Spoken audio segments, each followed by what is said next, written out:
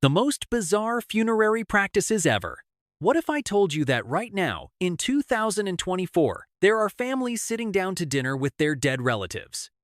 Not metaphorically, literally having conversations with corpses that have been dead for 3 years, asking them what they want to eat, and including them in family photos. And that's not even close to the weirdest thing humans have done with dead bodies. Today, we're diving into funeral practices so absolutely unhinged that they make Game of Thrones look like a Disney movie. We're talking about monks who spent 6 years slowly poisoning themselves to death, families who turned their loved ones into soup and drank them, and a culture where vultures are literally your funeral directors. By the end of this video, you'll never complain about wearing uncomfortable shoes to a funeral again. Trust me, after what we're about to uncover, a boring church service will feel like a luxury vacation. Death is supposed to be this universal thing, right? Like, regardless of where you're from, we all just put people in the ground and move on.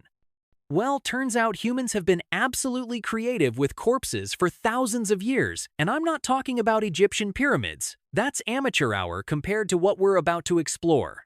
Picture this. You're stressed about whether people will cry at your funeral. Meanwhile, there are cultures where your family might turn you into jewelry, eat you as a sign of respect, or keep you as a roommate for literal years. It's like if Netflix made a horror documentary, but everything actually happened. We're going from Tibet to Brazil to Japan, covering practices that are still happening today, alongside historical traditions so bizarre that anthropologists needed therapy after studying them. Let's start with something that'll make you question everything you thought you knew about saying goodbye forever. Number 5. Sky Burial, the Vulture Buffet. Imagine dying, and instead of being buried 6 feet under, your family takes your body to the top of a mountain in Tibet, chops it into bite-sized pieces, and basically sets up an all-you-can-eat buffet for vultures. This isn't some ancient practice. This happened last week. Welcome to Sky Burial, practiced by over 1 million people in Tibet, Mongolia, and parts of China right now. We're talking about a funeral practice where special monks called body breakers, and yes, that's their actual LinkedIn job title, use knives and hatchets to dismember your corpse like they're meal prepping for a family of 20. Here's how it works. The body breakers arrive at dawn with tools that would make a butcher jealous. They systematically dismember the corpse, crush the bones with hammers, mix them with barley flour, and literally serve it to the birds like some twisted catering service. The whole process takes 2 to 3 hours, and families often watch while drinking tea. And you thought your job was stressful. The logic behind this is actually beautiful in a "I'm never eating chicken wings again" kind of way. Tibetan Buddhists believe the soul has already left the body, so the corpse is just an empty shell. Feeding it to vultures is seen as a final act of generosity, giving life to other creatures. But here's where it gets really dark. Climate change is making this practice nearly impossible. Vulture populations are declining by 30% every decade, and some bodies aren't being fully consumed. There are now waiting lists for sky burials, actual waiting lists. Families are scheduling their loved ones' dismemberment months in advance because there aren't enough vultures to go around. Number 4. Endocannibalism. 2. The ultimate family dinner. Remember that soup thing I mentioned at the beginning?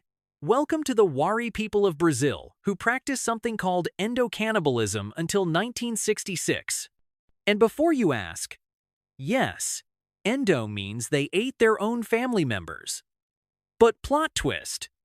This wasn't some savage ritual. This was considered the most loving, respectful thing you could do for a dead relative.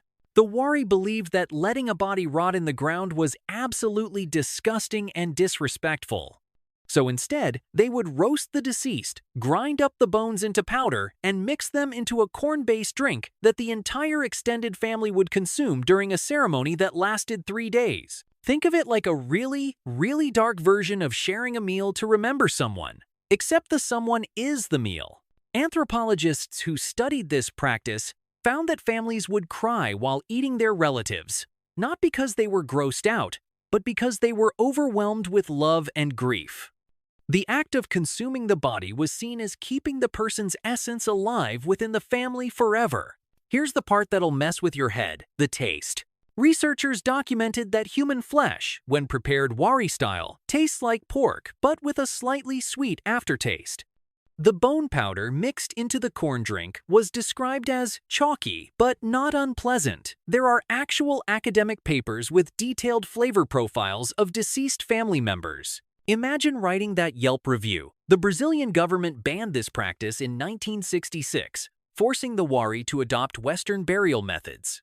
But here's the thing that'll keep you up tonight. Many older Wari people still say that burying bodies in the ground feels cruel and unnatural to them. They literally think we're the weird ones for letting our loved ones rot in boxes underground. Number 3. Memorial diamonds. Wearing grandma to prom. This one's happening right now, and it's absolutely blowing up on social media. Companies like LifeGem and Eternova will literally turn your dead loved one into a diamond that you can wear as jewelry. We're talking about a booming industry that's worth over $200 million annually. Here's the science that sounds like something out of a sci-fi movie. Human bodies contain about 18% carbon. These companies extract that carbon from cremated remains, put it under extreme pressure and heat for 6 to 10 months, and create actual diamonds that are chemically identical to ones mined from the earth. The process costs between $3,000 to $20,000, depending on the size and color you want. Want mom to be a beautiful blue diamond? That'll be $15,000. Prefer dad as a classic clear stone? $8,000. The marketing for this is absolutely unhinged. One company's slogan is literally, "A diamond is forever," and so is love. Another advertises, "Turn your loved one into a family heirloom that appreciates in value." It's like Kay Jewelers had a baby with a funeral home and raised it on cryptocurrency forums.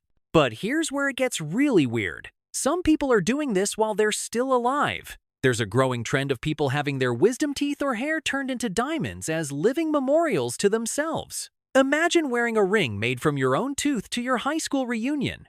"Oh, this? It's just my dead grandmother. She goes with everything and her resale value is fantastic." The psychological impact is wild. Therapists report that some people become obsessed with their diamond relatives, refusing to take them off or constantly worrying about losing them. There are actual support groups for people who've lost their diamond family members. Imagine calling your insurance company to report that you accidentally flushed your husband down the drain. Number 2. The Torajan Death Hotels. In Indonesia, the Torajan people have turned death into basically a years-long house party. When someone dies, they don't bury them immediately. Instead, they keep the body at home, sometimes for months or even years, treating them like they're just really, really sick. I'm talking about families having dinner conversations with corpses, bringing them food, changing their clothes, and including them in family decisions. The dead person gets their own room, their own bed, and their own daily routine. It's like Weekend at Bernie's, but it's completely serious and lasts for literal years. The bodies are preserved using a mixture of formaldehyde and traditional herbs, so they don't smell like death. Families save up money during this time for the actual funeral ceremony, which can cost upwards of $50,000 and involves sacrificing dozens of water buffalo. But here's the part that'll break your brain. During this waiting period, the deceased person is referred to as tu makala, which means a person who is sick. They're not considered dead until the funeral ceremony happens. So legally and culturally, these families are living with sick people who just happen to be corpses.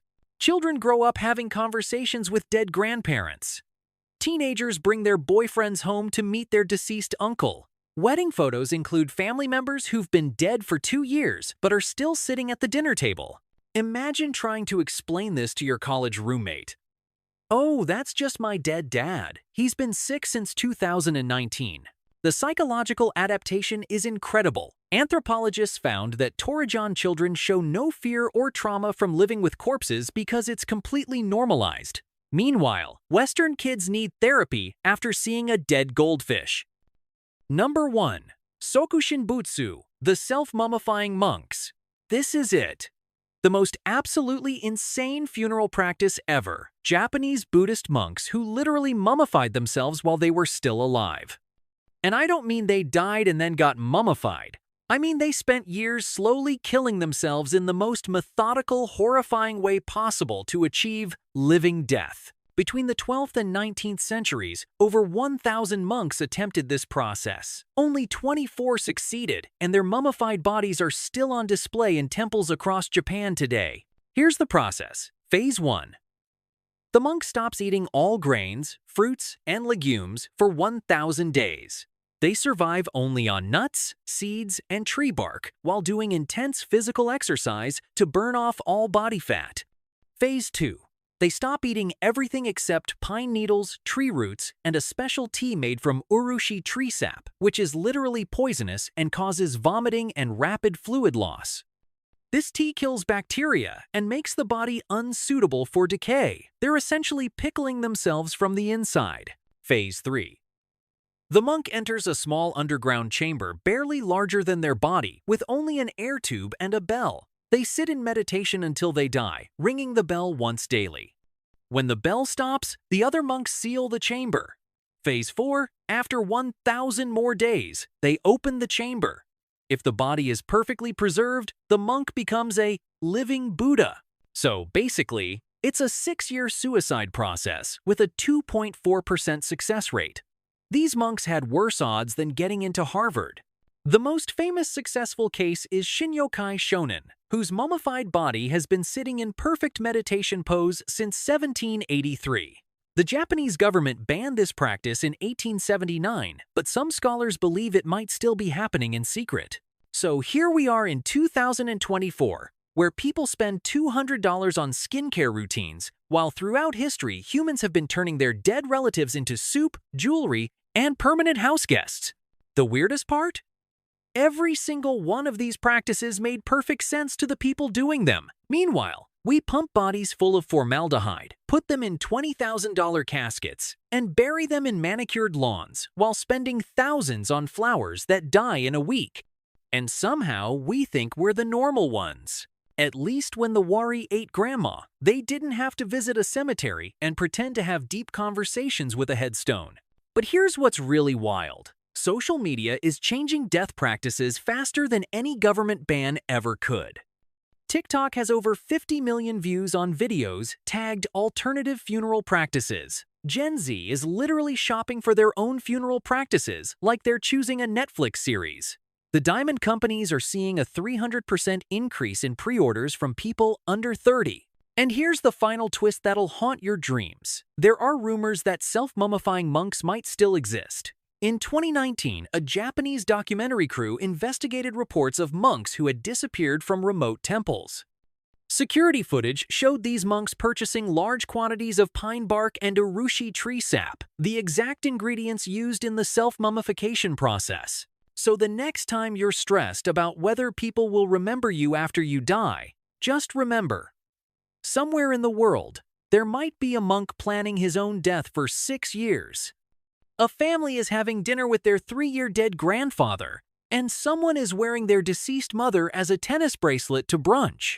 Sweet dreams, and remember, no matter how weird your family is, at least they're not planning to turn you into soup, feed you to vultures, or wear you as accessories.